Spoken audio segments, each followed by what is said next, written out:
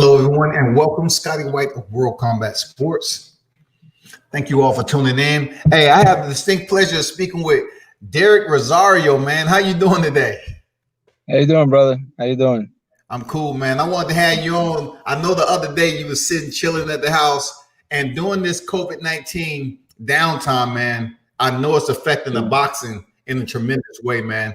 How you doing down there? We're doing all right down here.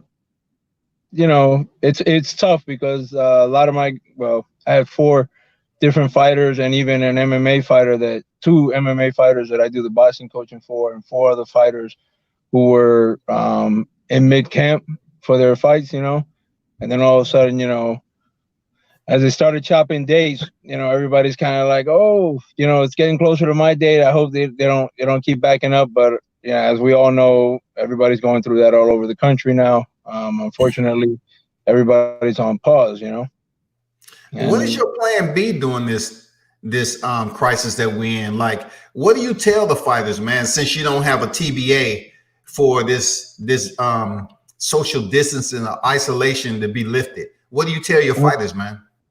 well, I went back to one, trying to keep them mentally engaged, easy to off. And once a couple of days goes by, you're sitting on the couch, munching and you're forgetting about stuff. So what I did was I looked over all my workload for the different fighters and just, you evaluate what you have, who should be fighting, and then just kind of drop the load a little bit, a maintenance mode. You go into a maintenance mode, but we're still working. Not necessarily every day in the gym, but we're working, like, I'll tell them do this, do that, maybe there's a run program one day, another day we might do some boxing, another day they might see Phil Daru, who's one of my partners, with Daru Strong. He's a physical trainer that a lot of my fighters go to. I'll send them one day there. And so we're just in maintenance mode right now, trying not to fall off, so that when we get back, it's not like, oh, now we got to restart. We'll be able to get on that and take off and running. Hey, man, I know it's tough, man. I was just thinking about all the measures y'all have to take, what I'm saying, that you weren't prepared for, because this kind of snuck up so ever so sneaky, what I'm saying? Like, it snuck up as a potential, and then it became imminent. Like, before we knew it, they were shutting down fights. And then, the last Showtime card that I believe, that was the last card that was shown on TV. Yeah, they were doing a lot of attempts at doing, what they call the blackout show, which is like if you have TV but no fans. And that's what all the promoters were initially going for. As we saw, the first to try to do that was Top Rank. Yeah. And then, the government in New York said, no, you're not doing that. They tried to do that at MSG, and they had fighters coming from overseas. A lot of local promoters also tried to do that. Down here, two of my fights were supposed to be, one at the Hard Rock and another one at Gulfstream Park, were supposed to be dark shows also, which, is a little weird, but you go in there to do your job. You know what I mean? It's basically, it just means teams, fighters, and the broadcast team, and obviously the commission. That said, we were prepared to do that. And at the last minute, all those fell out. I understand the business side of it, because look, as a promoter, part of the money comes from whether you're selling slots on the card, whether you're getting some TV money, and whether you're getting fan and ancillary money from those fans, which is, some of these places have the bars and the food and all that stuff.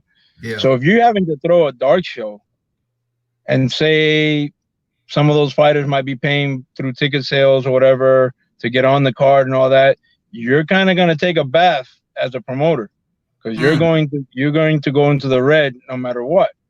And maybe that doesn't affect, obviously, the big boys like Mank, and even Golden Boy considered doing, the dark show, which, but when you have big fights and like their show, why would you do a dark show? If you're going to have 3 or 4 interesting fights on that card, it makes sense to do the dark show. You just say, all right, you know what?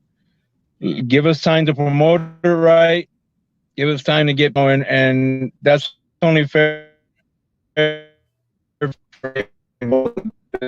I know we the trainer is making money for the fighters, but also the promoter. We gotta be fair to everyone. You know what I mean? Man, it's bad to hear that, man. I know you have to go from being a coach to like a counselor. You know what I'm saying? Because a lot of these guys, including your fighters, aren't getting paid. And like you said, man, I appreciate the education and letting me know how that whole blackout thing works. Because I didn't know that they was the fighters would be so short of money, all the way through. They may go in there to the fight. If you got Go ahead. I'm sorry, I didn't mean to cut you off. No, that especially some of these guys that that either are paid or if you have a prospect and you're building up your prospect, a lot of the time, I don't know how many of the fans out there know that when you have a prospect, you manage a prospect. You have to quote unquote the fight. What I mean by that is you have to pay the opponent the slot fee to the promoter to get your fighter on. You obviously got to pay your trainer in the corner, and other things. So tell people, if you're going to get into management, this is not you gotta have disposable money and you got to have patience, because if you have a talent, how to build them up, and you got to put a lot of that money up on the front end and hope he makes it and get on the unfortunately caught up in really bad tracks because you get a lot of people on the streets say, oh man, I gotta pay my trainer, I gotta pay the physical, whatever. Okay, we gotta buy a slot, the slot's gonna cost, you gotta pay the opponent's gonna cost. Then these guys on the street are like, whoa, I don't have all that. And then the fighter sits, he sits and he's just wasting his time. That's why I always tell, the young men and the young women now out there, if somebody approaches you and tells you they want to manage you, trainer manages you, that's a different story. But also he has to move you and keep you fighting. So it's very important that, you do your due diligence from the beginning. Hey, Derik, answer this, man. Speaking of moving the fighters, when they're sitting down this downtime and they miss that previous fight they was going to have due to the cancellations, is this some type of compensation they get in between to help them eat or whatever, or they just have to fend for themselves? No, largely they have to fend for themselves. Of course, like I said, if you have management, because not all young fighters have management, some have even whatever their own, they use their own money. Sometimes they save it to build up, or they'll approach a local promoter and say, hey, amount of tickets, will you put me on the card? I can put butts in the seats, and the promoter sometimes works out.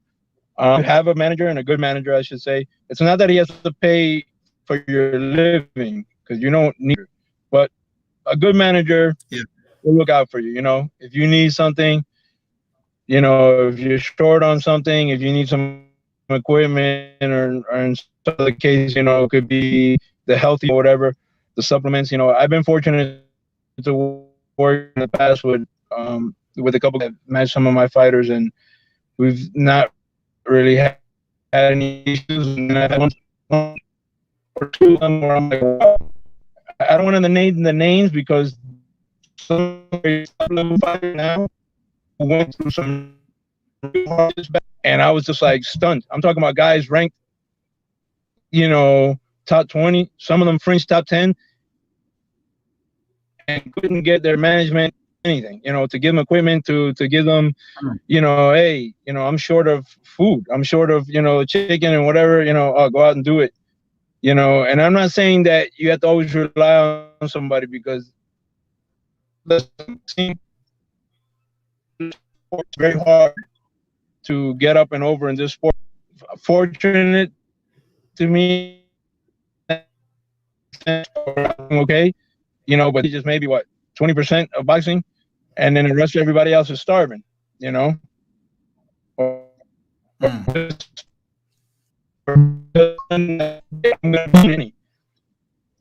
I used to like see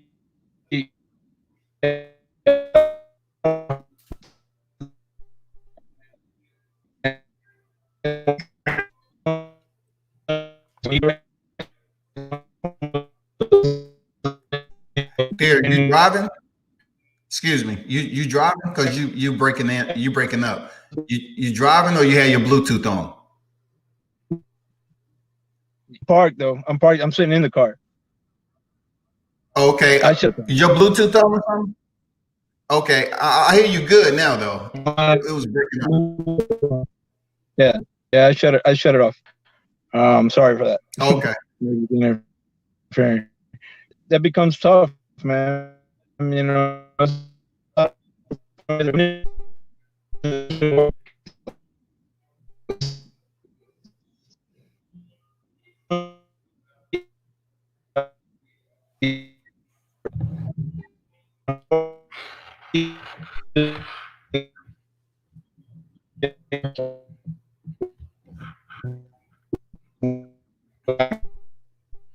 Somehow I'm not hearing you now. I'm not sure what's happening.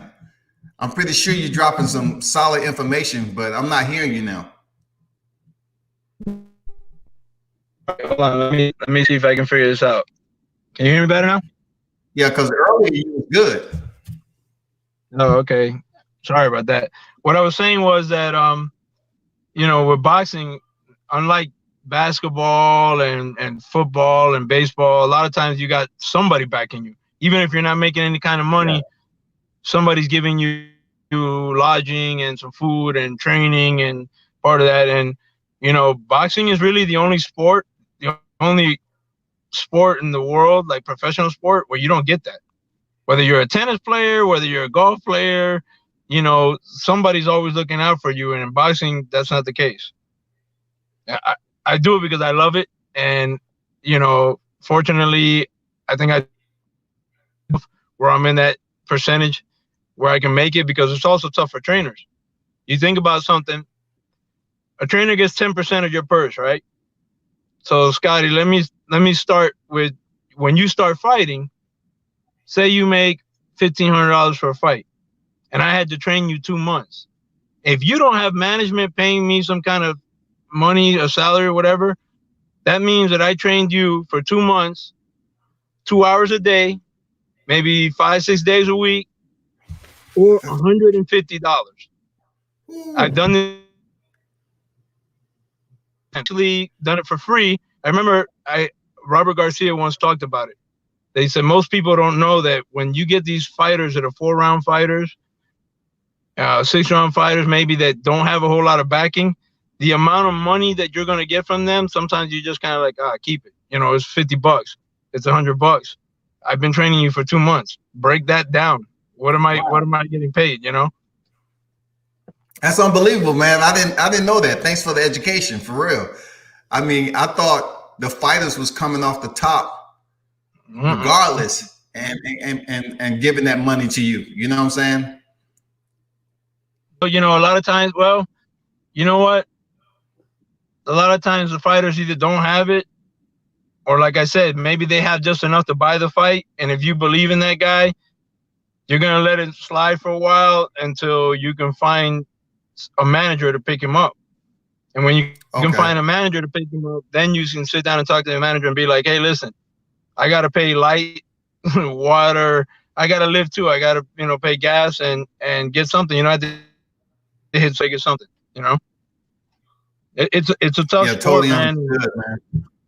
It's a tough sport. When you get a check, just like fighters should do. A lot of fighters don't do it though, you know, and that's where they get in financial trouble. Like, oh man, you know, I'm just gonna throw a number out there, but let's just say as a trainer, you get a check, 10, 15 grand, 20 grand. You're like, wow, okay, but you gotta then hold that out because you might not get another one of those checks till the end of the year. You understand what I'm saying? And then everything else is kind of like 500 here, 1,000 there. You know, you're kind of nickel and diming it through the way. But you know, you do it because there's no other man. Whether it's a 4-rounder or whether it's a 12-rounder, I never get any other satisfaction bigger than to see the fighter smile and to see everybody like get that relief that we got the W done. I always say there's not a bigger high, and there's also not a lower low when you're up in those echelons. Now you're fighting 10, 12 rounds and you come up short. You got to get over it. But man, you know, I've been doing this for almost 20 years. And every time we lost a big fight,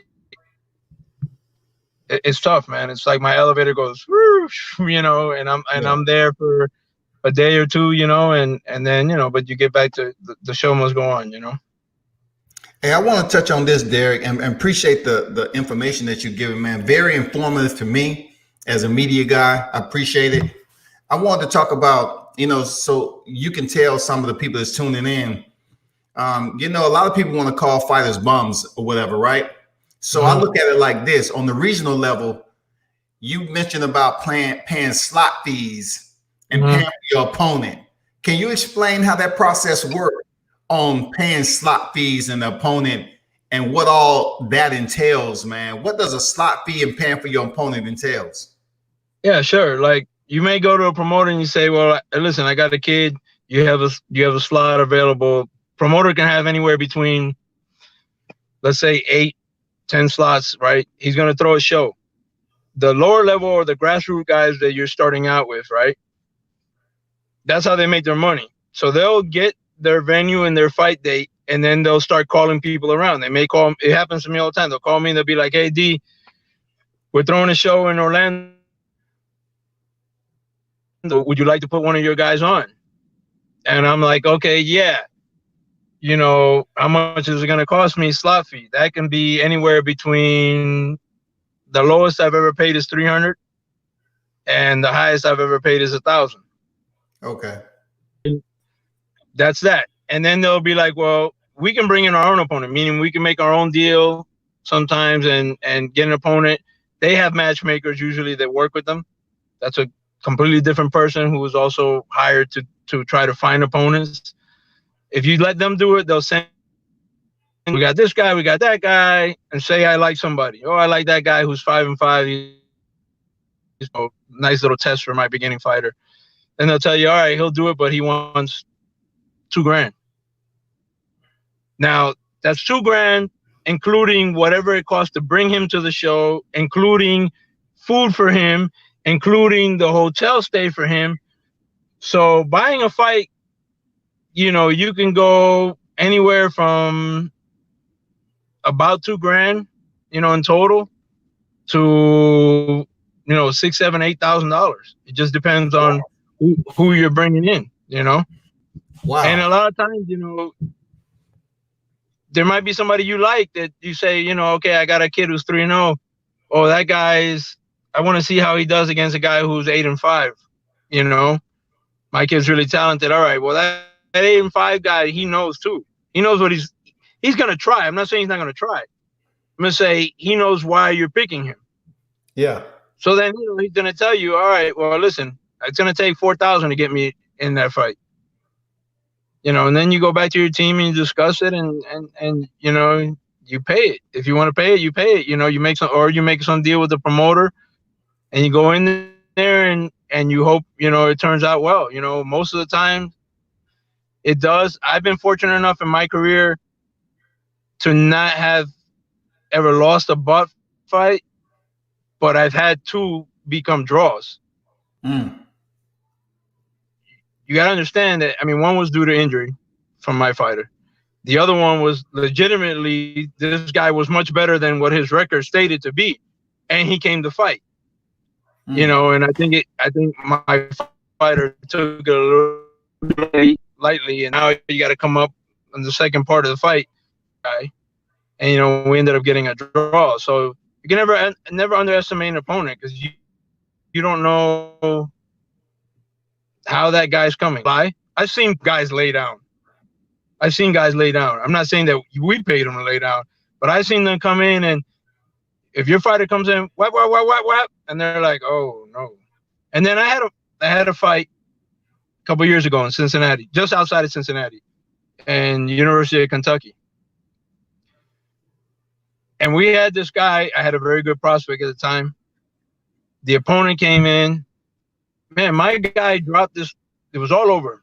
Dropped him twice in the first round, again in the second round, and the kid kept getting up. Just kept getting up, and like so much so that my fighter in the third round, when the third round was over, no, I'm sorry, when the second round was over, my fighter came and sat down and said to me, "Man, this guy, he must hate his life because he there's no way we didn't pay him that much money to take this kind of, you know, like for him to have this kind of effort to keep getting up Yeah. and trying to fight back." And I remember telling, you know, my guy, yeah, well, you know, this is going to be the last round. I'm not coming back up these stairs. You know, we always laugh about that because when I said that, I said, get on him early, and he's going to, either the referee's going to break. You know, I thought the referee was a little bit out to lunch. The referee should have stopped the fight earlier, but sure enough, my guy got all over him at the beginning of the third and was able to stop it. But, you know, some guys come, man. There's some guys come to fight. It's their moment. If you're a prospect, that guy could be, let's just say, somebody who's 10-10, or somebody who, you know, who's, like I said before, 4-6. All of a sudden, Scotty comes in. Scotty's 8-0. He gets it in his mind that day he's gonna make a name for himself. Yeah. You know what I mean? And I've seen it. I've seen a. I'm talking about pure hell. Like you know, it can be entertaining, but I understand. You know, those other coaches like me are like, whoa, you know, those are tough ones. Everybody has those. Everybody has those coming up. They sessions, and they're good for your fighter.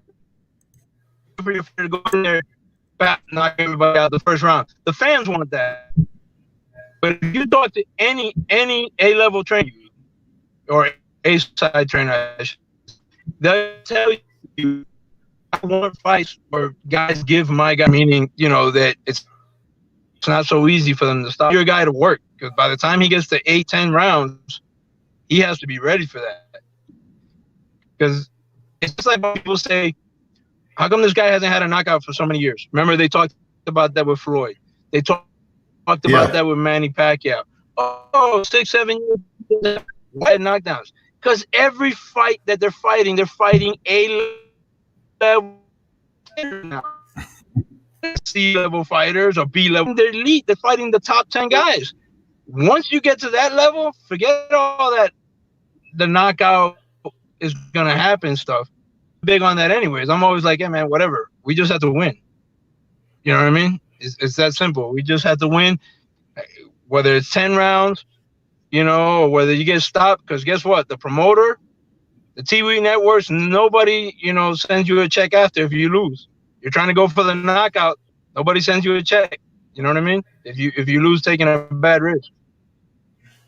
Hey man, that's solid words right there, man. And for those of you that's tuning in that really don't understand the process in building a fighter, you know, you just heard it from a professional that's been in the sport for over 20 years. You can't just call a fighter and his opponents bums when that particular opponent has to be paid for. You know, it's a whole lot of process and procedure that goes on in the regional level and the grassroots. So you're not going to have a fighter that's 15-0 coming here fighting a guy who they're trying to bring up like 4-0 just so he can have him on his record, because he might end up taking an L.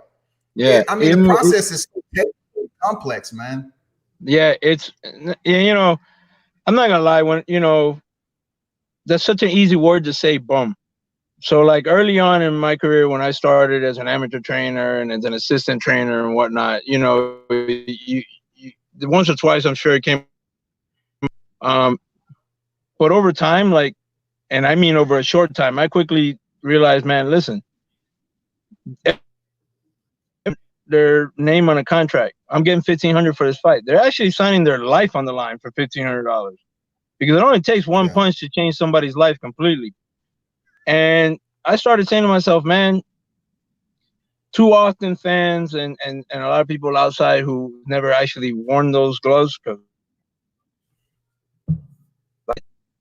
to a point where I'm like, move, and my body didn't want to move. Like electricity's running down up and down my body, and I'm like, oh snap, you know. And all fighters, I always like to talk to the fighters who debut. With those 8-ounce gloves, and they'll always laugh and tell you, whoo, the first one that they like, whoa, you know, it's different. You got to get used to that. Yeah. I cut that out. I cut like saying that, you know, saying that word, because I said to myself, man, it takes a lot of respect. You got to be in a position to say, you either got to be crazy or you got to be in a position where you say, you know, it's a tough living, but I need the extra money, because those opponents, you know, they have jobs and whatever, but they're trying to get by in life. You know what I mean? And like, so why dog that guy out? Why not give him the respect for you know, coming there, and he did his part. You know, he played his part in the role of boxing. You know, and so I stopped calling fighters bums a long time ago. And fans also call fighters. I find this funny. A guy gets to 23-0. Let's just say he loses a fight, right, against another good fighter. Then everybody goes, he's a bum. Really? I mean, you know, he went. It doesn't matter how high or low, you know, the opponents are to an extent. Yeah. You still had to go fights and take blows in all those fights and do training in all those fights. You're not a bum. You're just not better than that guy. Mm-hmm. You know, that's what it. Hey, tell me this, Derik. How does some of these fighters that's only 4-0, 5-0, 6-0 get television fights right off the rip? I've been seeing the Vito Melnekis, and some other fighters, man. They only have like 3, 4, 5-0, and they're getting these big fights on Showtime and Top Rank. Yeah, and the Zone is also doing the same thing. Matchroom has also done the same thing. Sometimes they regret it though, you know. But there's other times where, you know, they get a guy, they sign him, and they're like, all right, let me try to get him some exposure. So, you know, you take it with a grain of salt. They're putting those guys on TV, but those guys are opening the show. I've had guys like that, you know. A lot of times they'll be, you know, opening the show, or they'll make them a swing bout, or you know, they'll run the tape back, you know, they'll record it, and when they broadcast it, they'll put him on. At the beginning, you're trying to get a little publicity for, just say, a young guy that you sign. Then I've actually, you know, I'm not going to mention names, but I've actually seen boxing executives talk about certain young fighters within the last year, saying, oh, okay, we shouldn't have put him on TV. You know, like, we signed him, we gave him a couple fights on TV. Okay, obviously he still needs a lot of development. It didn't go the way that they necessarily wanted it to go. And, you know, or he didn't look as good. And, you know, you get people going, oh, maybe he should have stayed an amateur, or maybe he needs more development. So that's always, you know, kind of like something the promoter, but they also have to, a good promoter has to publicize and push their guys. So I understand. Fine line you're walking there with that, you know. Absolutely. And is medical included? Like, does these fighters have medical? They get a tooth knocked out or whatever. I mean, do they have medical to cover that or not? Every promoter has insurance. You cannot show without insurance. You actually sign a contract, whatnot. You're, you know, for any kind of injury there, you're covered. And usually what happens, it's happened to me, somebody gets hurt, say they pulled a muscle or they broke a hand, you have to immediately, while you're still at the show, from them to cover. If you left, let's just say you left, like, oh, you know, I broke my hand, an hour later, they're not going to cover it. You literally have to, you know, if you feel something bad as a fighter, go ahead and say. The flip side of that is they'll medically suspend you until you know, hey, if you're hurt, you know what I mean? And that happens. Now they don't have some big shows are doing it. Top Rank been doing it. They have it policy. That they sanction, or you sign a paper, and basically you put a beneficiary to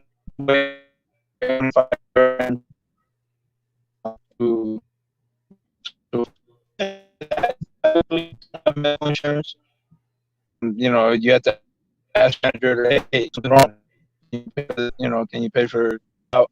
And medicals, if you're a signed fighter, every fight, you're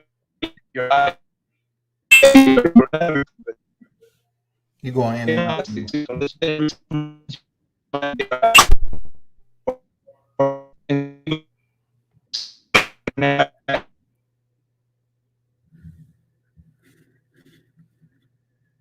Let's see if he's going to come back in. I'm not sure why he dropped out. Hold on for a second.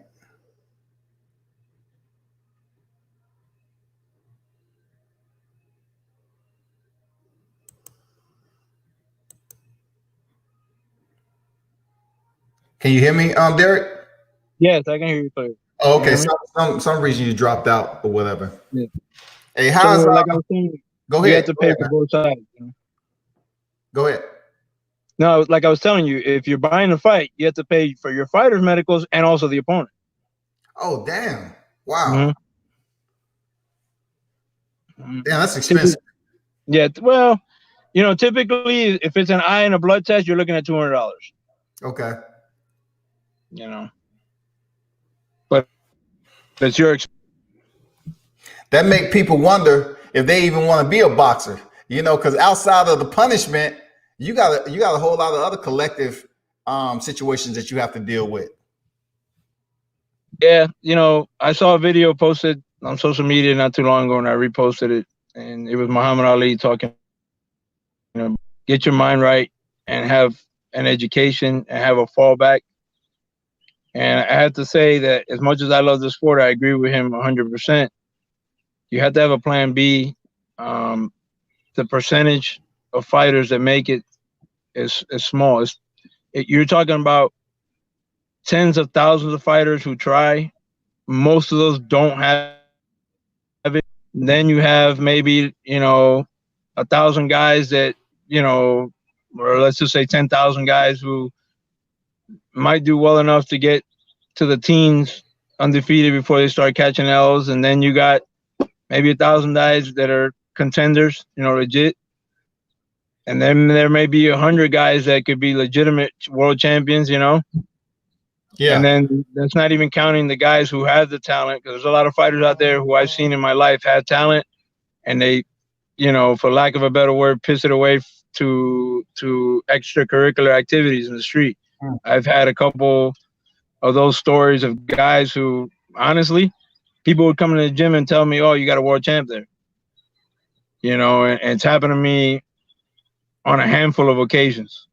Okay. Where those fighters, unfortunately, other street things, happen, and they get distracted, and they don't achieve their full potential.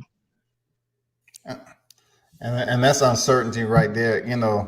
That's unfortunate to believe. I mean, to believe that happens. Sometimes these fighters that you're talking about, they only have a life. Like the only money they're getting is boxing, and they may have a job on the side. So for them to get a pretty decent check and go out here and squander it, just blowing money, not knowing when their next fight is going to come along. I've always tried to tell my pros that make good money, decent money.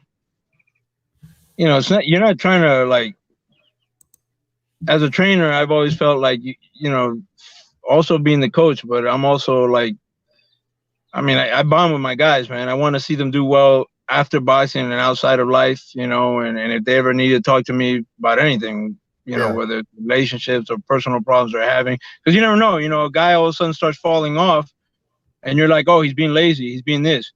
And you don't know that, his mom died, his wife left him, his kid is sick, you know what I mean?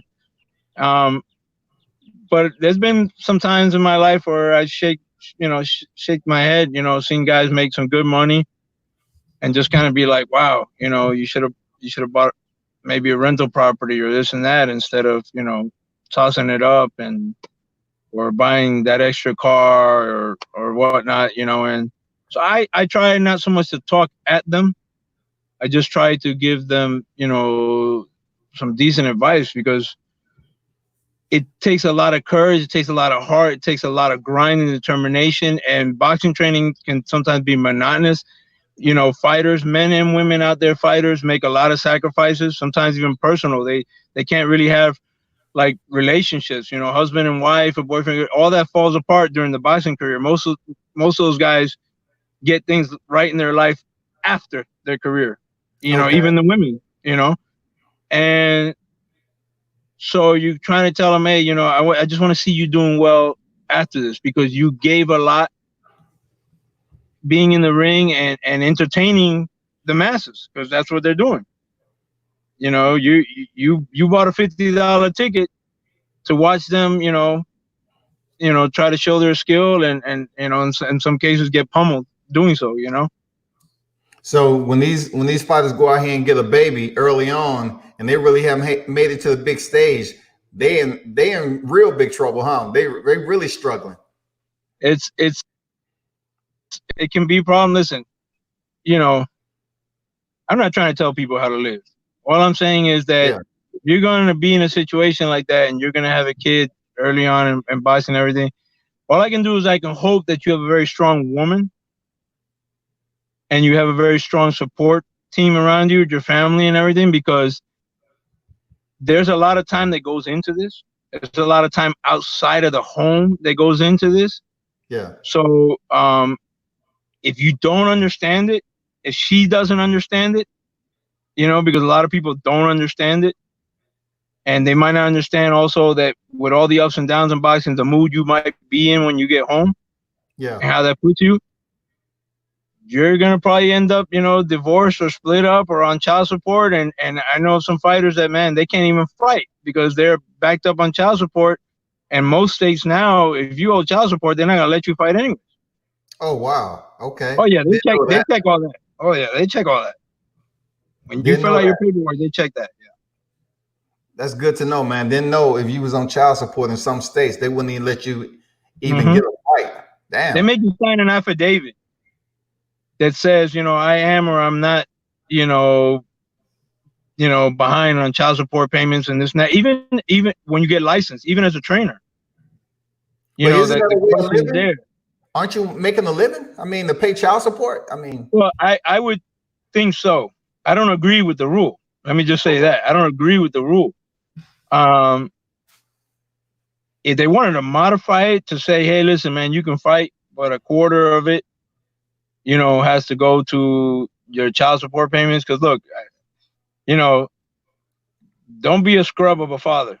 It doesn't matter if you're with a woman or not. You know, that your little girl or your little boy needs you. So don't be a scrub of a parent. I don't endorse that at all.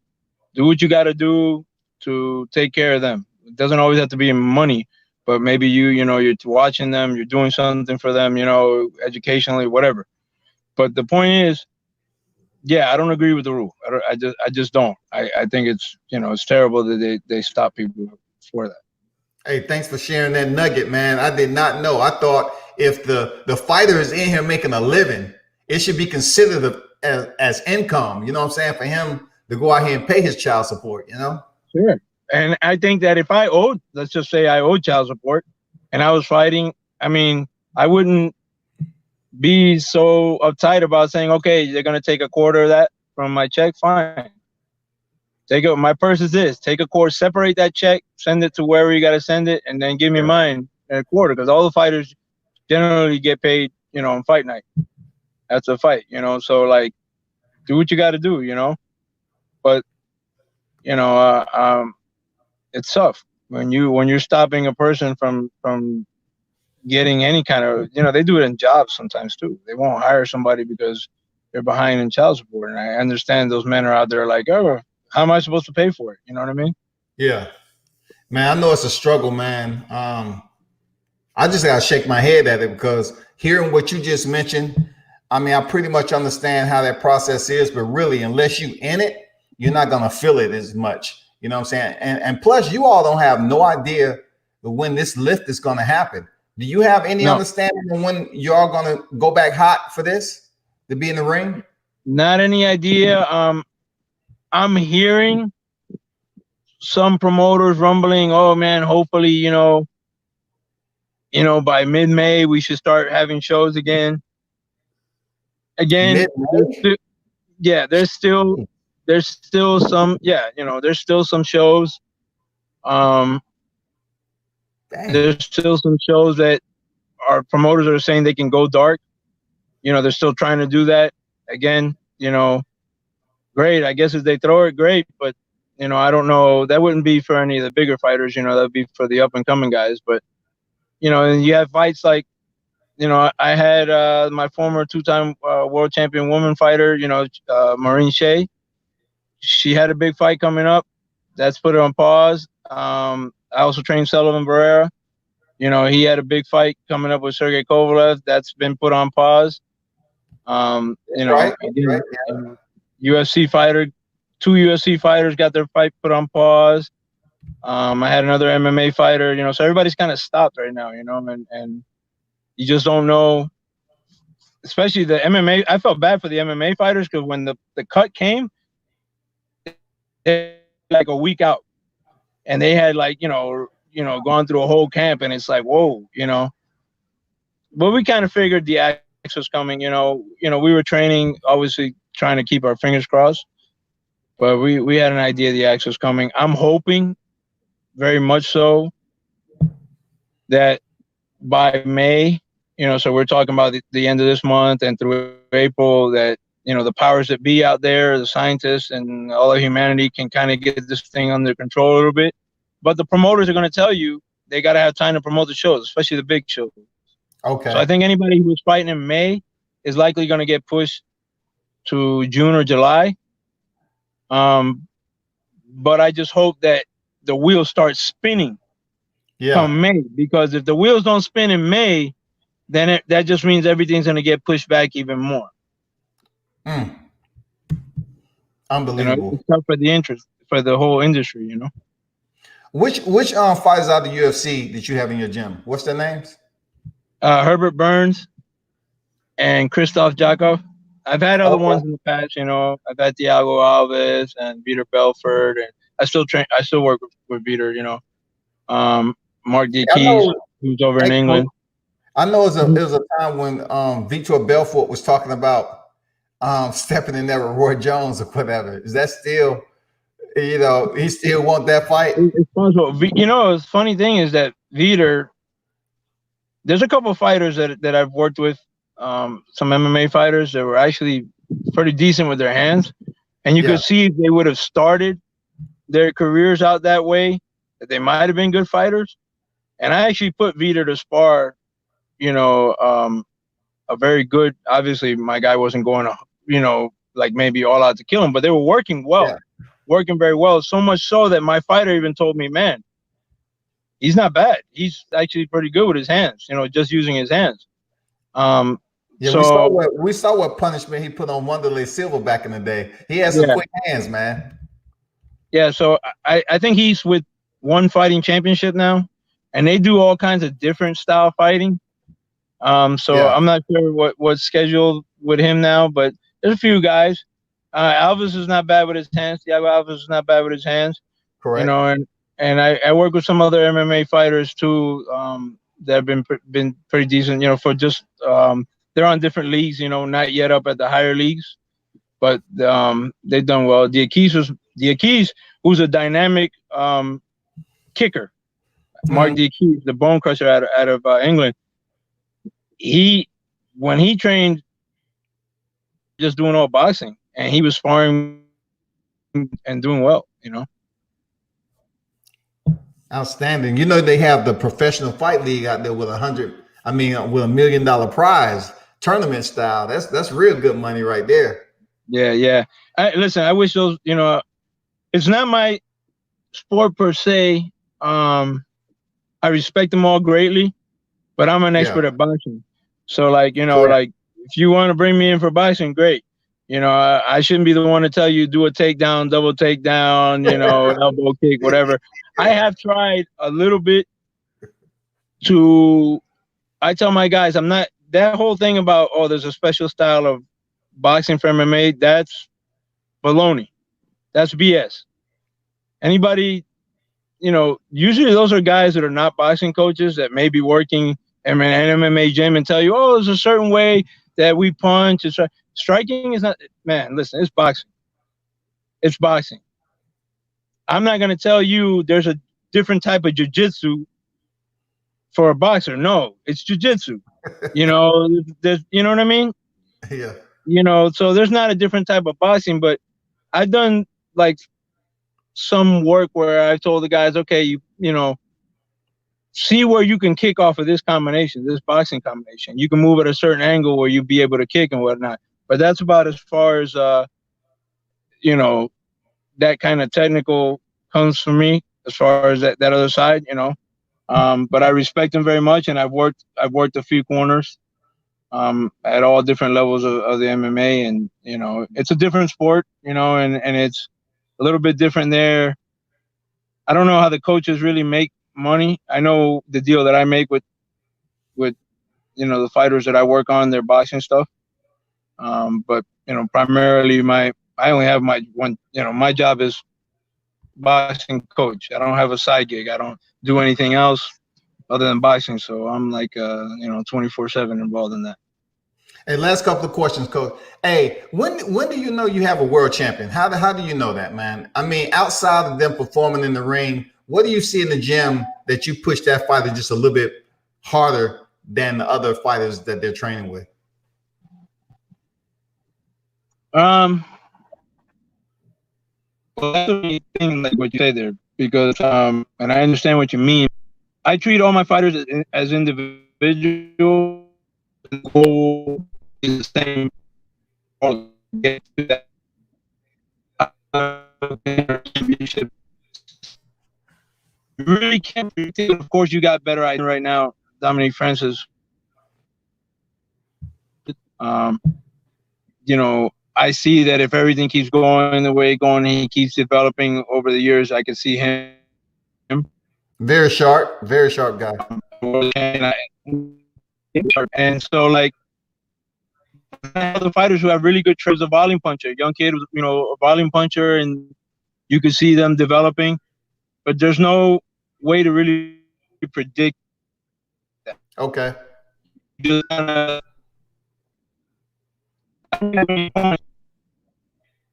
like, there's not guys who I say, oh, that guy, you know, it's just he's doing this, make some money on the side, you know, journeyman or whatnot. I don't have any guy like that. So the goal is the same. The goal is the same, but I treat them all different, and I train them all different. I might say this different stuff. I had it before. I still, you know, try to give advice to, and you know, business things happen, and now he's actually recovers people. But he's a family, you know, Lawrence Newton, and sometimes you take a fighter like that, hey, Coach, and you say, okay, yeah, you take a fighter like that, and you might say, because of his build, his height, you could see that over his career, he may be able to do well at various weight classes. You know, he's a 118 pounder, you know, and he might do well at 118. Francis, you know, Francis is another kid that I can absolutely see him. He's at 22. I can see him for sure 22 to 30. You know what I mean? Mm-hmm. And then there's other kids. I had another kid, to give you an example, I had another kid named Master Garcia, who I thought, you know, he's a volume puncher, pretty good and whatever. But you look at their weight classes, and you say to yourself, all right, you know, he should be 35. Maybe he can do a little something at 40, but that's it. You know, or maybe this guy, you know, certain particular guys, they might be only middleweights or only welterweights. You can tell. If you've been in the game long enough, you can tell this guy is only going to be good, you know, at the higher levels for this weight class. And that's not a knock on them. Every fighter comes with a different build, you know, and different skill sets. And what are you going to do? You're not going to get a fighter who's 5'5" or 6 and be like, oh yeah, he can run the gamut. He can go from 35 to 40 to 47 to 54. No, because generally speaking, there might be a freak of nature here and there, you know, in boxing history. Generally speaking, they're going to be too outsized. You know, when you come to the elite levels, it's just like, you know, when the college football players say, yeah, you know, he was bad in college. And then you get to the NFL and they're like, whoa, these guys are flying around me faster than the guys in college. Yeah. It's similar. You know what I mean? Understood. Hey, shout out to Trap Francis, man. He dropped in, coach, you know, Dominique Francis. And he is a very talented fighter, man. Look forward to seeing him fight again. Do you know he's going to be back in the square, or you don't know right now? We're training, and we will get him back in the ring as soon as all this stuff quiets down. As soon as all this stuff, he's going to be busy this year. I expect, you know, God willing, if everything goes well and no injuries happen, he should have another 6 to 7 fights this year. Hey, Andrew Stokes put on a card recently, February 29th, and he had like 14 or 15 fights on that card. And I was like, damn, you know, if Trap Francis would have been on there, y'all would have showed up. Y'all would have definitely been a good. We actually were on one of his shows. We were on one of his shows once. Yeah, I know, but I'm talking about the last one that he just thrown. It was 15 fights on the card. It would have been a good card for him to be on again. You know what I'm saying? Yeah. Listen, he had a nice. Mr. Stokes had a nice show. For being a local level show, the house was packed. He had a lot of fights because most of the fights were, you know, 4-6 rounder fights. But he definitely had the setup was nice, and you know, well wishes to them up there, up in the Carolinas. They did throw a nice show. Hey, any final words there, Coach? You know, to all your supporters, you know, any fighters, you know, and everything, let them know, you know, what you're thinking and everything like that. Just, you know, for the rest of the fighters out there, hang tight. Don't let yourself fall off. You know, I know they're talking about social distancing, but listen, there's outdoors, man. Even I was walking yesterday for like 2 hours. You know, stay in some kind of shape. You can do shadow boxing. Do film study. So many guys don't do film study, man. Learn about the history of boxing and then watch other fighters and critique it. Like, watch it not as a fan, but watch it as somebody saying, oh, look, he missed the opportunity to throw a hook there. He missed. That's how I started, man. When I was an amateur fighter, I was 15 years old, 16 years old. I was watching fights, not like a fan. Like, I was saying, oh, he should have thrown that, or he should. And unbeknownst to me, maybe that's where my whole training thing started. Okay. You know, because I never made it for some of these fighters. So unbeknownst to me, that's where it started. I started breaking down things that I saw, and my eyes got really good at. You know what I mean? Other than that, thank you to everybody for, you know, supporting boxing as a whole. For the Santos boxing family, all the coaches and people involved, all our fighters. You can see us at Derik Santos Boxing Family on IG, and Derik Santos-Rosario on Facebook, and I got a DS Boxing page on Facebook. But, you know, thank you for supporting the whole squad, man, and, you know, we're going to try to do our best to entertain the folks and accomplish good things in boxing. Hey, Derik, thank you very much for dropping in, man, and explaining and giving the viewers a lot more insight as to what's going on the backside of boxing, man. Because on the outside, we don't see this. We don't know it unless you're the one that's training or in the trenches with these fighters. So appreciate you stopping through, man, as always.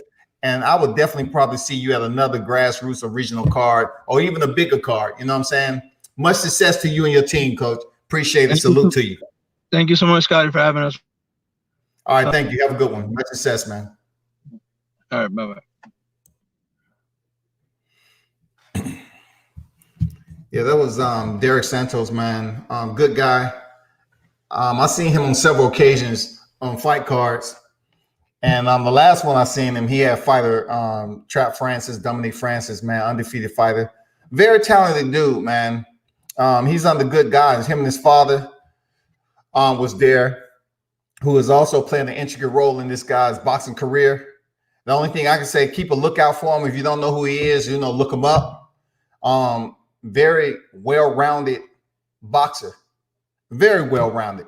And not only is he well-rounded, he's very exciting to watch. Seriously.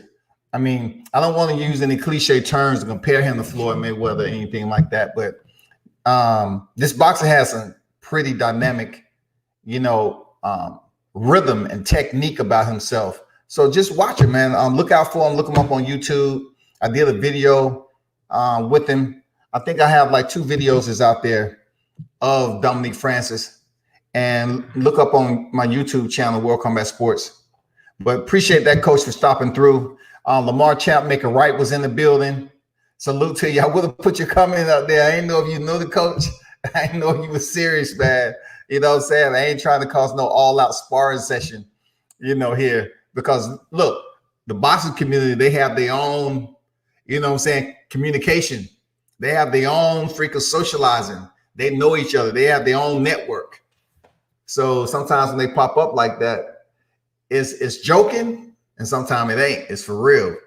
Ohio runs boxing, man. Marcus, what's good with your salute, man?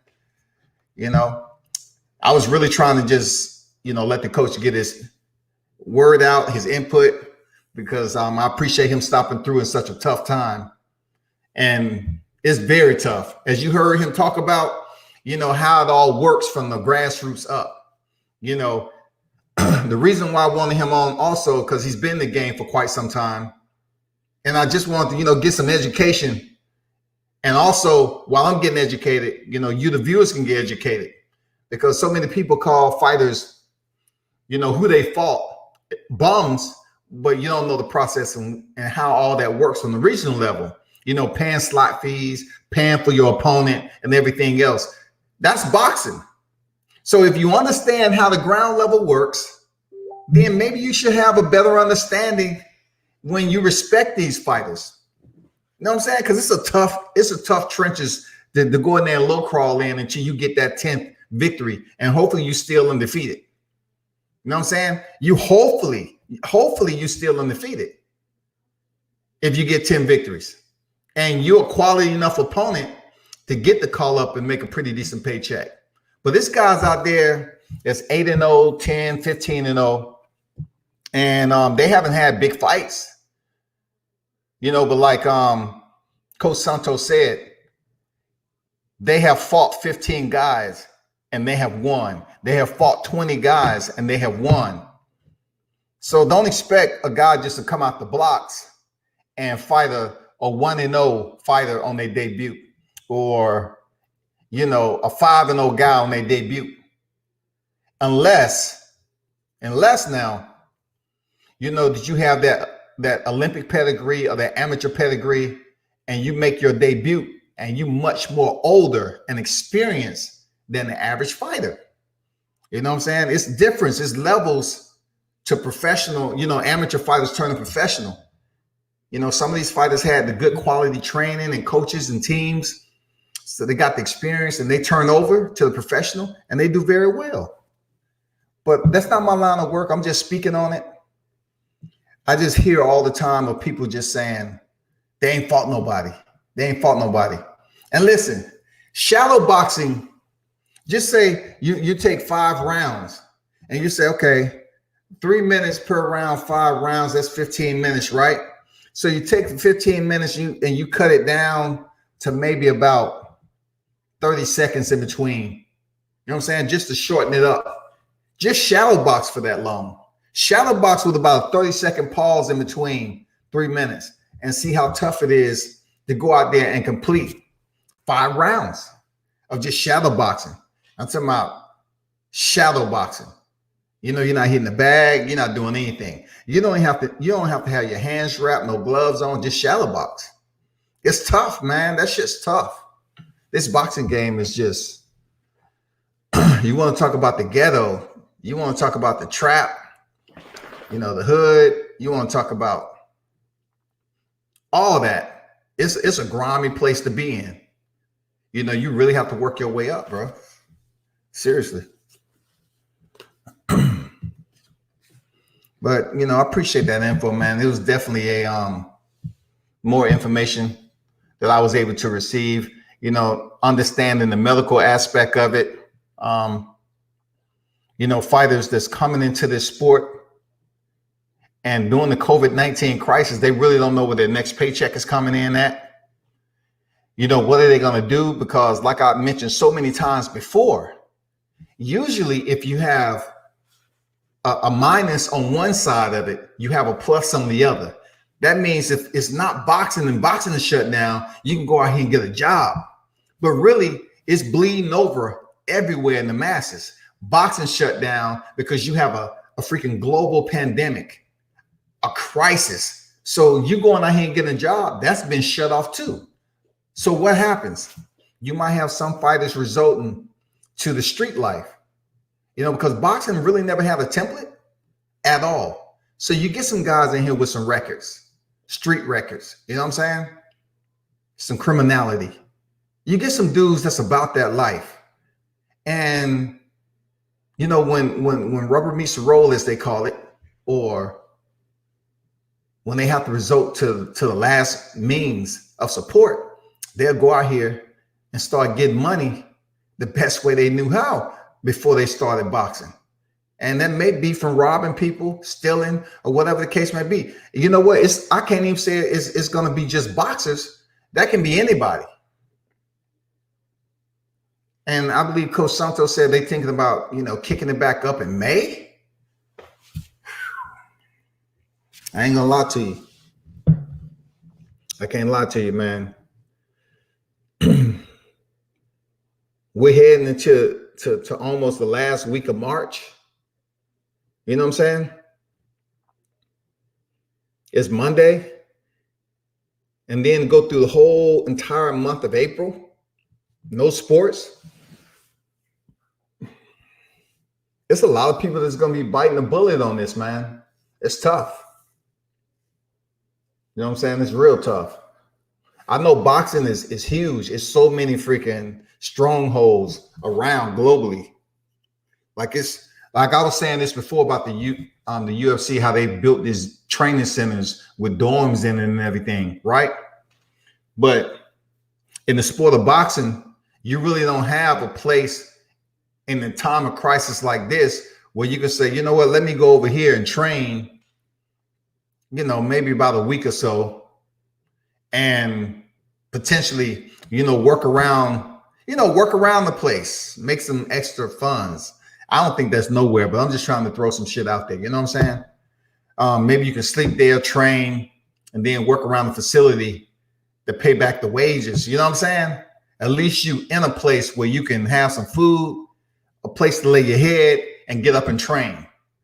It would be nice if we had a facility like that. You know what I'm saying? Because in a crisis like this, even though it doesn't happen every freaking year, it would have been good if we had it anyway.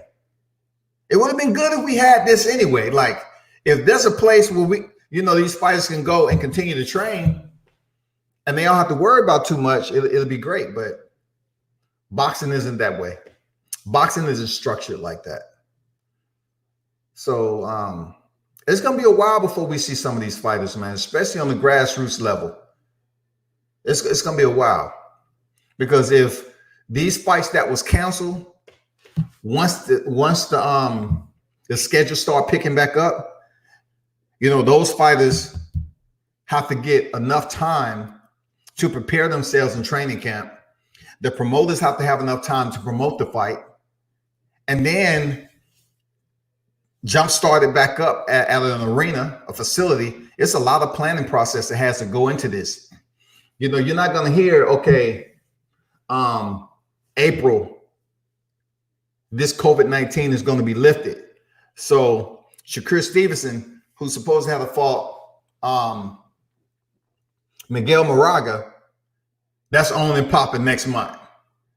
It's no way. Regardless, these guys might be in training camp. Regardless, it's just not going to happen that way. If they pump this, if they lift the ban, the isolation or whatever, the downtime next month, you're not going to see a fight that was just canceled over here. Shakur Stevenson and Miguel Moraga. It's not gonna jump on the schedule that quickly. So we're gonna be out of pocket, man, visually, entertainment wise, for the next 2 or 3 months. Because once this is lifted, I know regional cards, they're gonna kick off, because regional cards, you get a fighter in there that doesn't consist of a full training camp. Some of these fighters will be in training camp 3-4 weeks or straight off the street. That's just facts. But on the larger scale, you're not going to see the big fights, the big names jump on here in a 4 weeks time just because the ban is lifted. It's not going to happen. So salute to Coach, man, and to everyone else that's out there. I hope y'all find a way to make it work. But I know it's tough for a lot of fighters because they don't have an alternate source of income. You know what I'm saying? They don't know where the revenue is going to come from, especially if you don't have none in the savings. And even in the savings account as a fighter, I can't imagine, them having a whole lot of money, on the regional level, because the paychecks aren't that large. And then you have to pay all the people that's around you. So you're not making a whole lot of money in that perspective to have a savings account.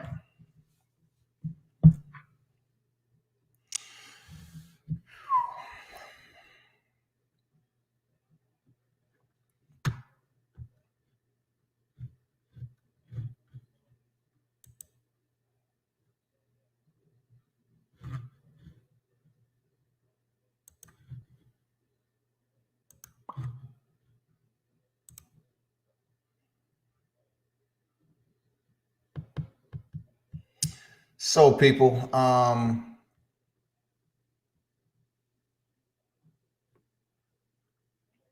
just going to close this out and come back on later. But I want to, like I mentioned to you all yesterday, I want to talk about one of the toughest combat sports in the world, that I end up, educating myself on just a little bit more back in the day when it wasn't organized as it is this day and time. It was without gloves, and it's one of the toughest combat sports in the world. Yanma Letway and the art of non-limbs, and it is a brutal sport. And if you're asking yourself, how does a sport have 9 limbs? I totally understand where you would come up with that question. In the street, there's many tools that you can use, right?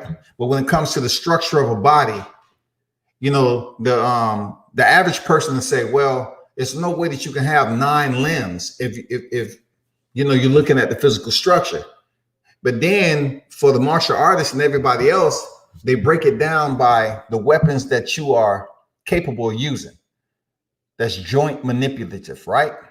So you have 2 arms, which is 2 feet, which is 4, right? Easy enough, right?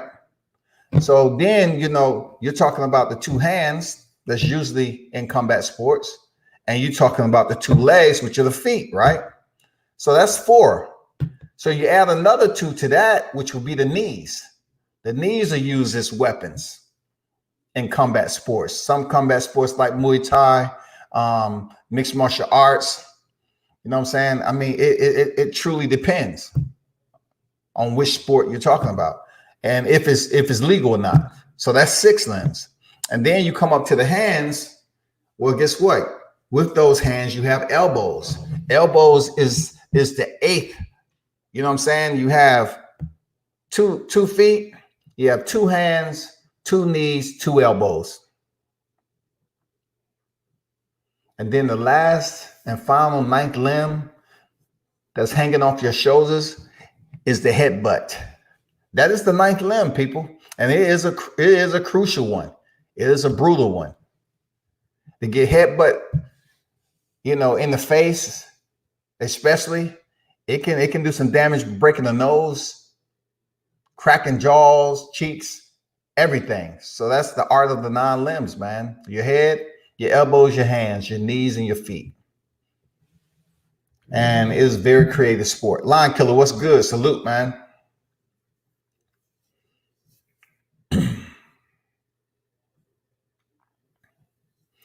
Yep.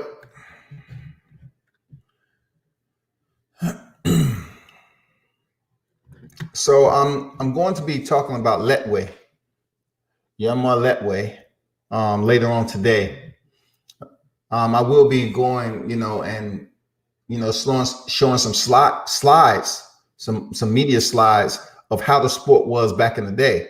And these individuals that fall in this sport used to go into coliseums and arenas with very little audience and crowds, but the fight itself used to be so brutal. Like the fight itself, a winner wasn't determined unless it was a knockout. Like unless your opponent was knocked out. If there's no one that was knocked out between the two, it's considered a draw. Since then, in modern ages, with everything that's going on with combat sports and to bring more notoriety, they had to organize it. They had to regulate it just a little bit better. So now they have judges. You know what I'm saying? They have judges to determine who wins the fight. So therefore, some of the people that grew up from the old school, they kind of like it as if, hey, we like it where we go all out and we have to knock our opponent out to win. Now you're getting judges to basically run the scores to see who actually won. And it's a beast, man. You know what I'm saying? It's a beast of a sport. And these guys take tremendous amount of punishment. And, it's a whole nother level of combat, to be honest with you. There's a whole nother level of the damage that goes into these guys. And the one thing about it, they don't wear gloves, but they wear wraps though, gauze. They put gauze around their hand and that's it. So yeah, definitely looking forward to speak on Letway this afternoon.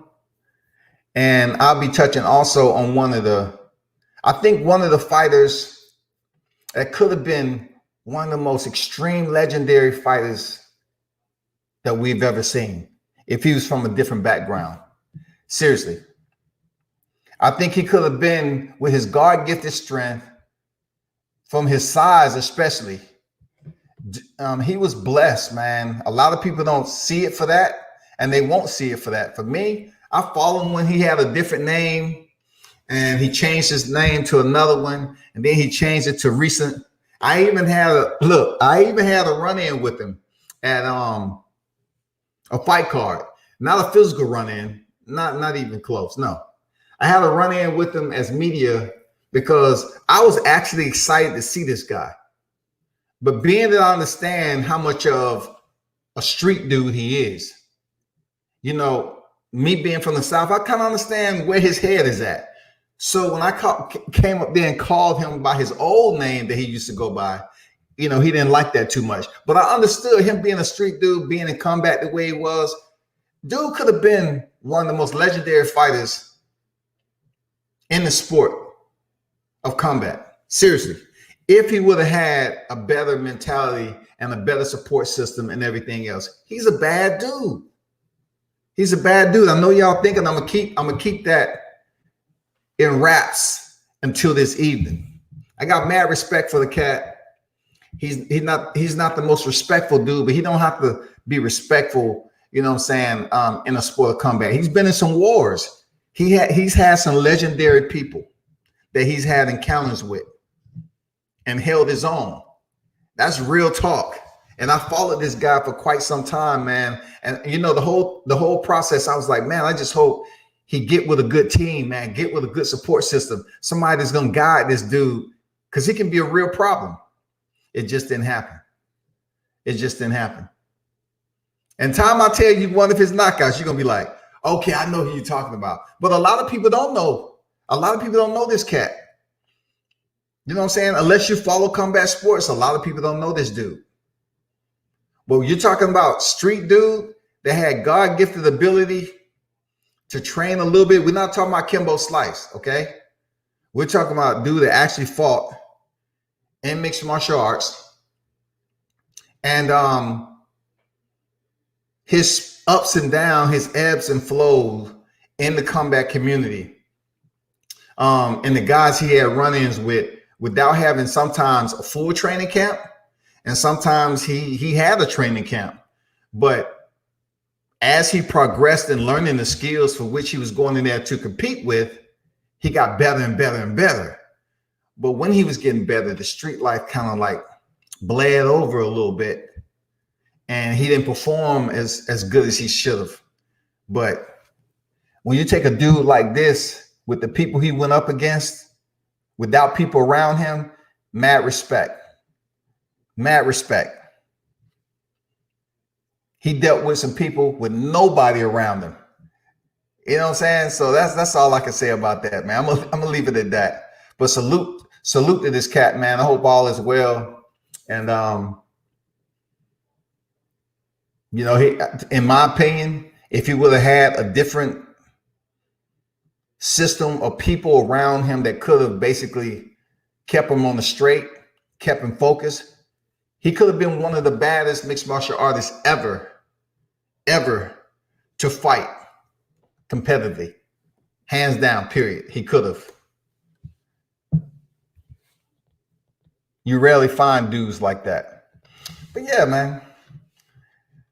I would say I'll probably be back on here around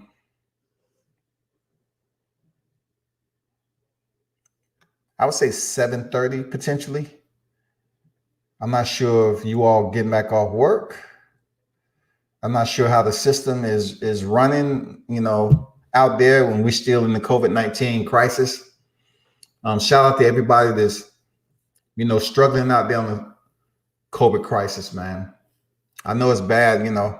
It's not something I'm not even fucking with you. I'm just saying, I hope you make it through this, because a lot of people that just don't know where the income is coming from, don't know where the food is coming from, and it's bad all the way around.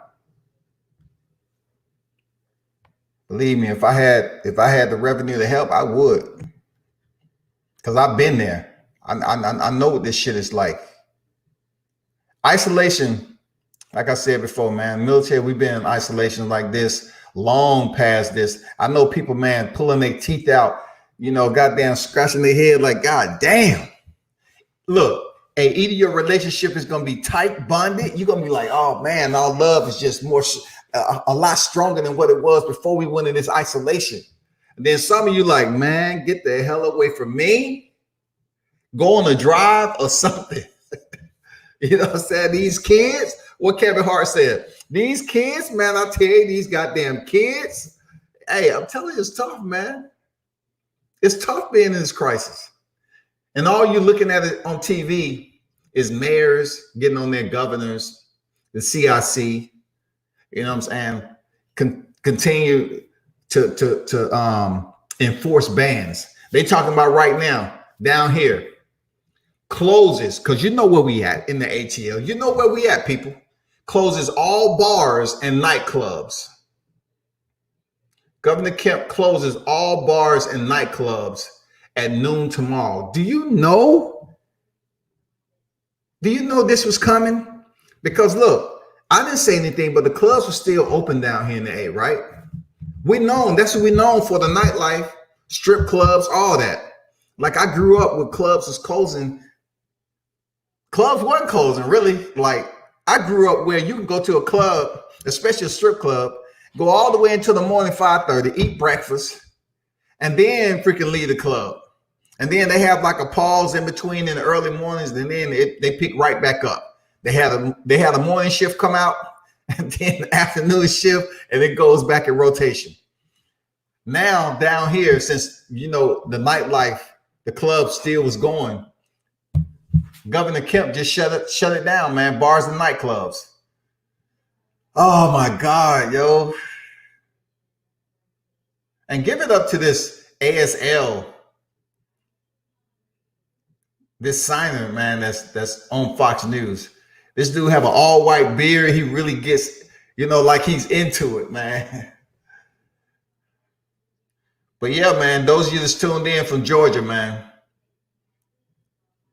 Governor Kemp shuts down the bars and the nightclub. Damn. I'm not much of a drinker, but I have enough to be good. You know what I'm saying? It's some people just not. Nah, that was my outlet, man. Damn, I was looking for somewhere to go tonight, this weekend. Being in the house with family, man, it's just too much. You got people trying to look for an outlet.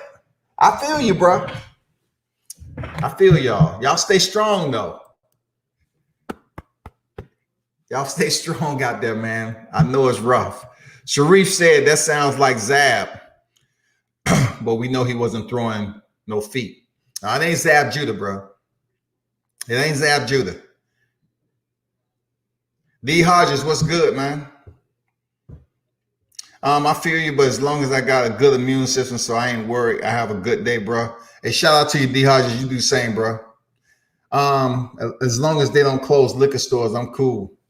You know what? Hey, I wouldn't be surprised if they turn around, but that would be hard. Like that would be something I don't understand, because a lot of restaurants are still open, and a lot of grocery stores like Walmart and everyone for you to get the essential health and comfort, all them items, right?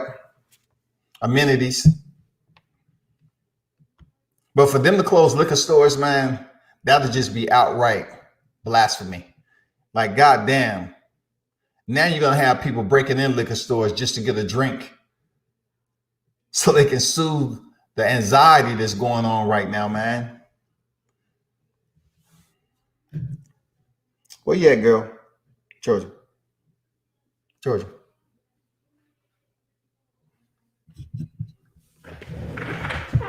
Come here. Come say out to the people. Say out to the people, girl. Over there, say out to the people. Look, say out to the people. Look, say out. Say, look at the light. Look at the light. How you doing, girl? So you don't have to worry about being tied to a tree. Them days are over. You understand, girl? Because when I was growing up, you would be out in the back, in the rain. You want to say what's up to the people? You on live. You want to say what's up to the people? No? No? Okay. I'll holler at you later, all right? You ain't going far because you know where the food's at. But I'm out, people. Tune back in later. Definitely we'll be back on here so we can talk about what I mentioned earlier about one of the toughest combat sports in the world. And this individual that I mentioned. I have a video of my encounter with this cat. I haven't put up yet. You know what I'm saying? I'm like, I don't even know if I should put this video up, man. You know what I'm saying? I've just been contemplating, like, should I even put it up or not?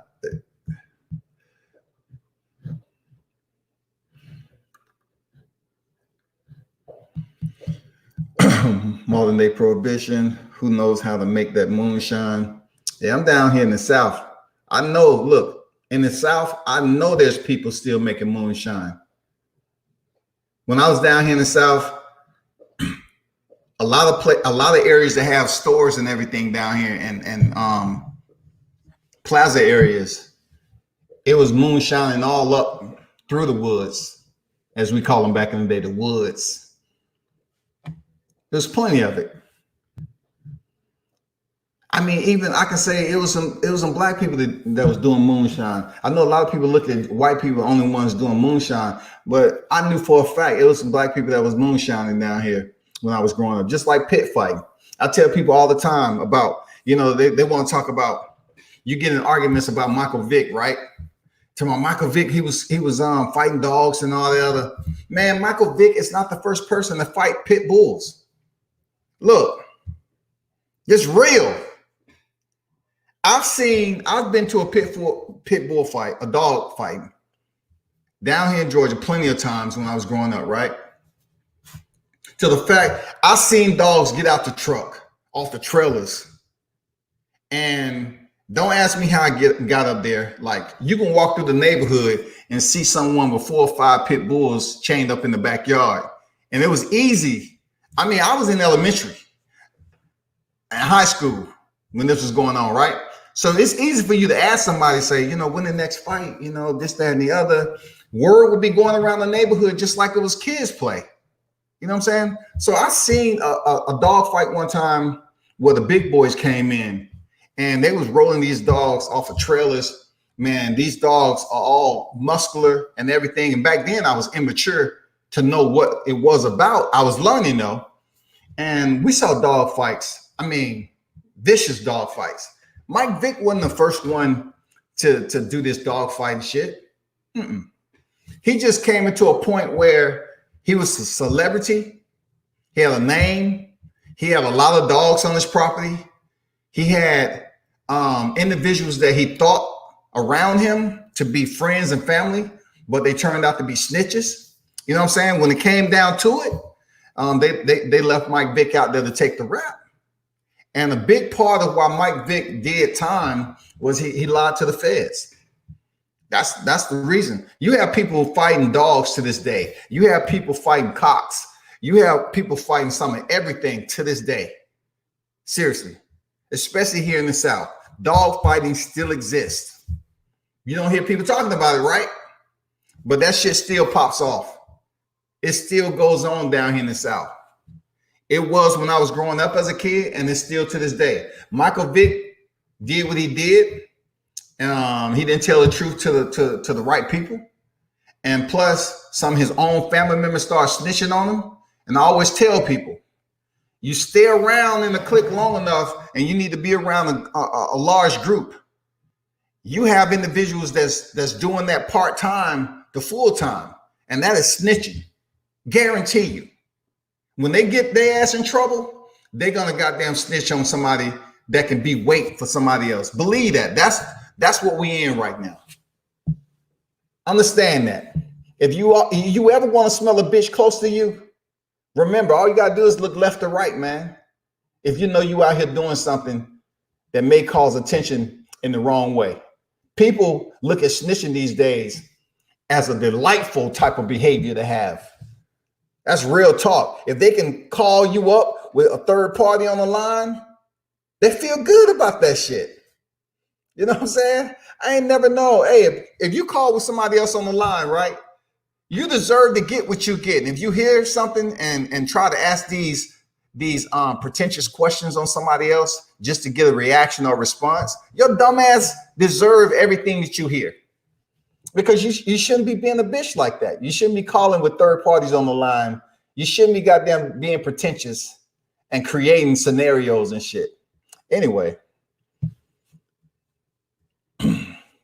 Yeah, Michael Vick won't be the last, but you know, the only reason they made an example out of Michael Vick is because of the platform that he was on, unfortunately. I know, I mean, they're talking about, but Michael Vick had dogs on the lot. They had dead dogs. Listen, it's so many dogs. It's so many freaking dogs buried down here in the South from dog fighting. Man, I can't begin to tell you. It's so many dogs that's probably lying all around fertilizing the freaking the ground, the Georgia clay down here.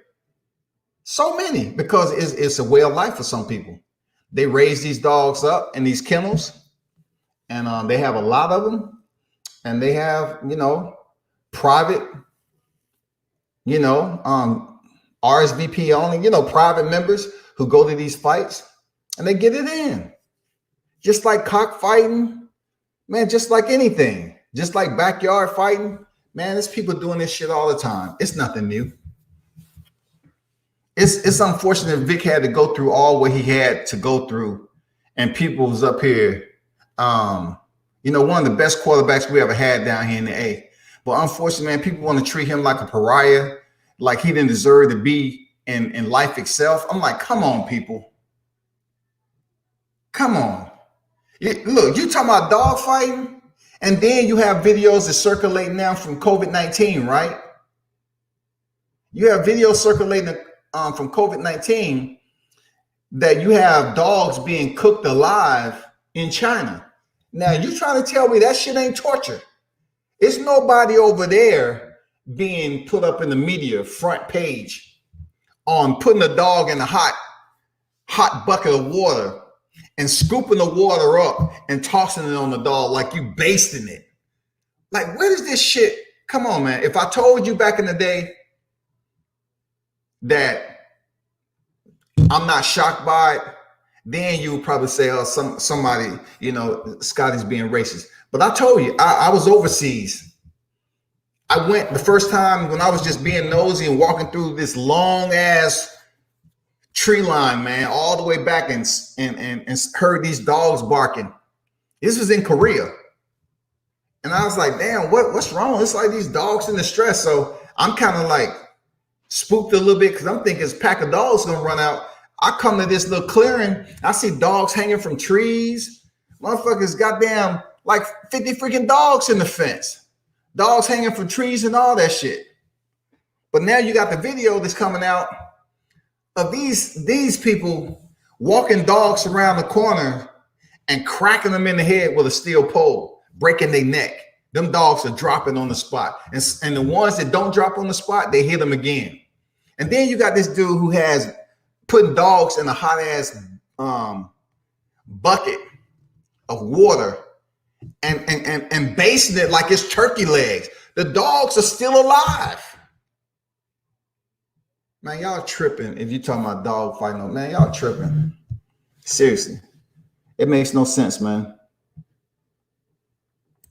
Seriously. Y'all don't want to talk about what's going on over China, Korea, them cooking dogs and everything. But yet over here in the US, y'all like, oh man, dog fighting the worst thing ever. Shit, I think cooking an animal alive is the worst thing ever. Because if a dog is in a fight, it's doing what's naturally come to them in survival, fight or flight. That's what a dog is used to ever since a puppy. It defends itself and its food. And if any other dog come over there, it fight it. Unless you're the runt of the litter, you're a mutt. You know what I'm saying? Sharice said, snitching has become in vogue with this generation. You ain't never lied, man. Hey, they feel it's all good now. Sharice said it would be nice to a documentary that subculture lifestyle. There's documentaries out there, man. It's just smaller media that talks about it that doesn't get the exposure. You really have to dig deep and trying to find out who these people are, because it's a lot of media that's out here on YouTube that does documentary on that. I'm pretty sure some of everything is out there, man. Some of everything. It's one man that's going around. I think he's in California. He interviews prostitutes, the pimps, drug addicts,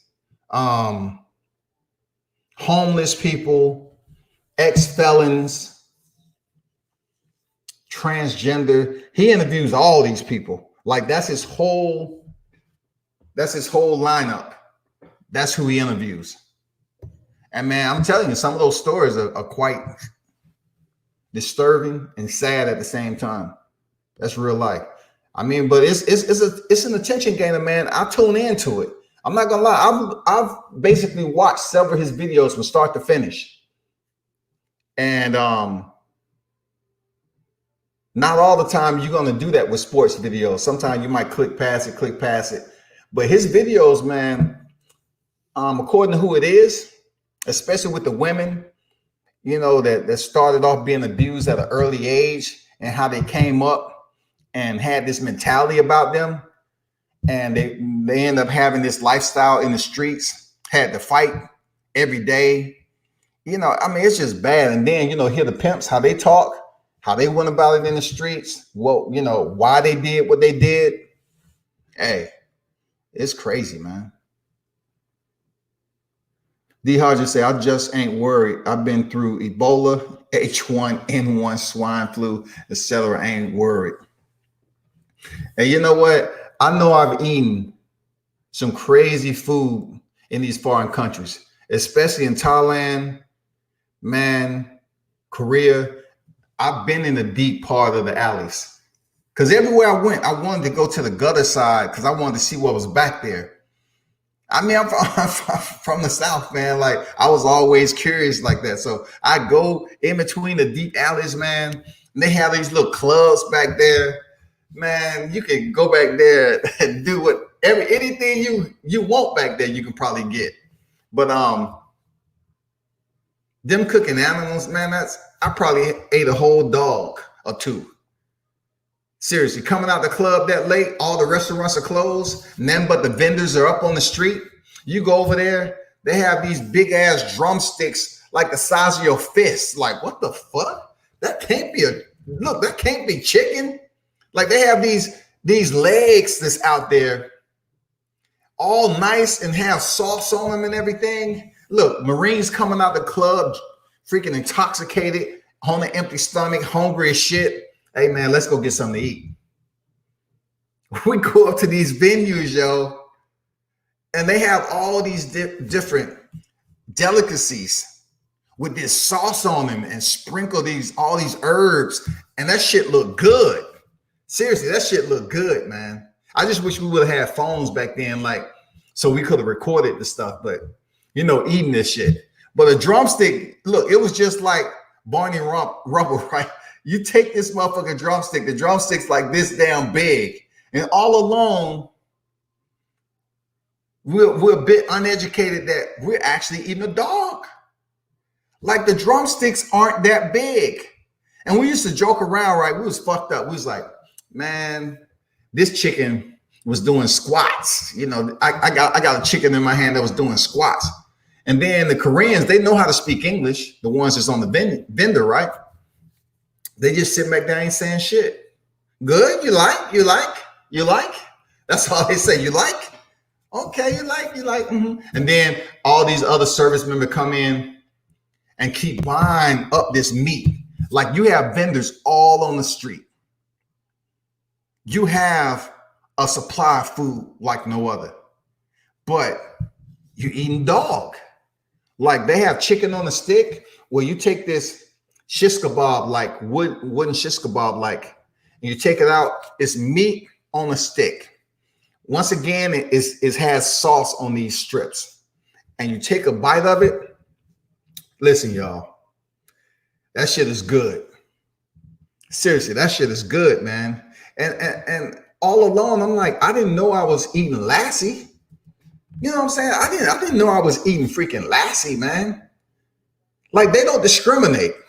You look at the video, man, they have all sorts of dogs. Poodles, retrievers, Labradors, Doberman Pinsch. Man, they have goddamn mutts. Any type of dog get put in that cage. And them things, look, them dogs are stripped alive, some of them. I ain't gonna lie to you, man. When I returned from Korea and Thailand sometime, right? Knowing what I knew, returning from these areas and knowing what I ate, right? Every time I went back over there and we was waiting for liberty to happen, we would leave the club and go back to the same spot that we're comfortable with, that we know is going to be food out there. And we ate a whole nother dog. I'm not going to lie. Like, the first time I've been into one of those drumsticks, man, that shit was weird because, coming from over here, you like have the little drumsticks and, you eat the drumstick. But you hold them up and stick in your hand and you eat the drumstick like this. You got a napkin that the sauce is soaking through the napkin, and you're eating this drumstick, and it's not chicken. You know what I'm saying? Like, what the fuck is this? Like, what is going on? Like, in Japan, I know they may do somewhat same, but not as much.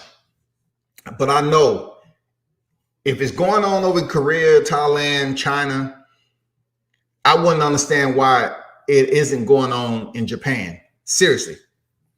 But to bite into a drum, a leg like that, right?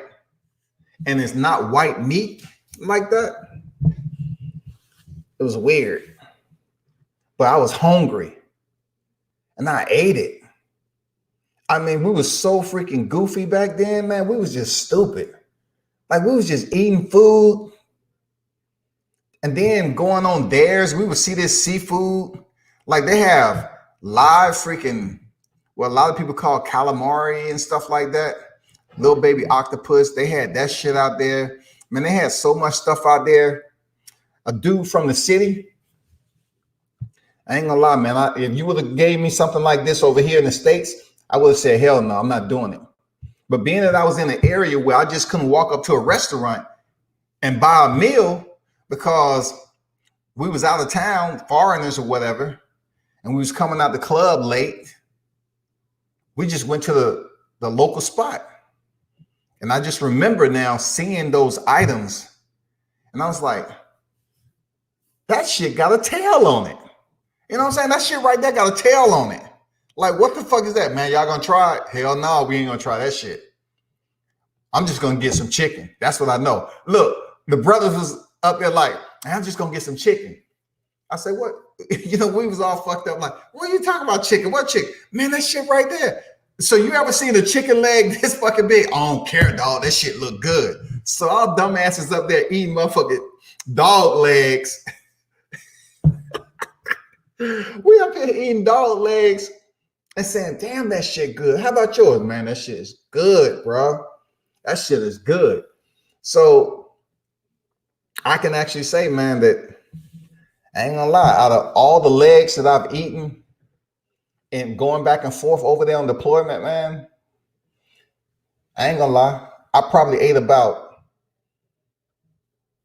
over 15 of them joints, man.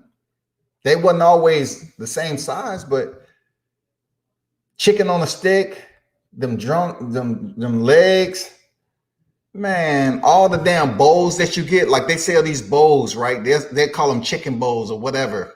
Everything's chicken because people gravitate to chicken, especially Americans, right?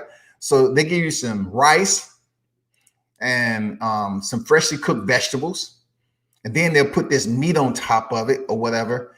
And once again, the shit is prepared amazingly.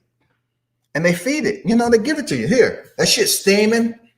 Shit, you hungry? You eating that shit up before you know it, it's gone. You just ate another animal, man. Cherie said, yeah, how they slaughter cows here in my neck of woods with a shot to the center of the head. Yeah, that cattle prod, man, it's deadly. With a 22 caliber rifles. Man, do you see some of these chicken wings now looking as big turkey wigs these days? And that's another thing, right, Sharif, is that a lot of people ignore the fact of going in there ordering a burger, but don't nobody say shit about that, right? Like, they'll talk about dog fight, but they ain't talking about going in there. Hey, can I get a double burger with cheese? You know what I'm saying? You ain't speaking about that until you see a video. Even when people see videos on how some of these freaking cattle are slid across the neck or popped in the head, like, you know, Sharif just said, either with a cattle prod or a 22 caliber rifle, it's brutal. They let these freaking cattle bleed out like that. It's brutal, man. I ain't gonna lie. But they're on the food chain. They're on the freaking food chain, y'all. Unfortunately, we gotta eat. We have to eat fish. Don't nobody really care about when you just say, for instance, if you ever ate crab, right?